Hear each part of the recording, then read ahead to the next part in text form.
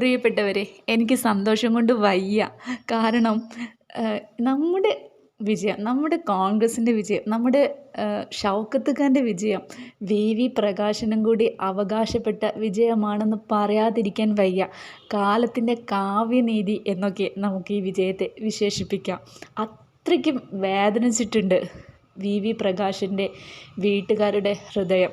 അവരെ വച്ച് വോട്ട് പിടിക്കാൻ ഒരു ഉളുപ്പുമില്ലാതെ അൻവറും പിന്നെ നമ്മുടെ ആ പുസ്തകപ്പുഴു ഉണ്ടല്ലോ സ്വരാജ് എന്ന സഖാവും കൂടെ ശ്രമിച്ചപ്പോൾ അത് പൊളിച്ചടുക്കി കയ്യിൽ കൊടുത്ത വിയുടെ വൈഫിനും അദ്ദേഹത്തിൻ്റെ മകൾക്കും ഞാൻ എൻ്റെ ഹൃദയത്തിൻ്റെ ഭാഷയിൽ 1000 നന്ദി അറിയിക്കുകയാണ്.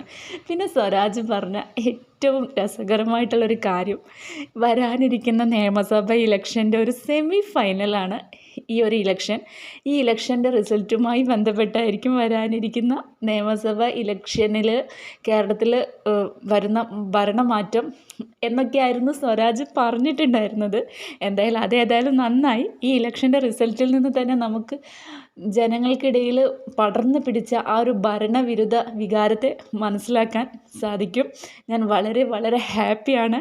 കാരണം ഇത്തവണയും എൻ്റെ പ്രവചനം സത്യമായി. ഞാൻ SP ആണെന്ന് നിങ്ങൾക്ക് തോന്നുന്നുണ്ടായിരിക്കും, പക്ഷേ എനിക്ക് വയ്യ സന്തോഷം കൊണ്ട്.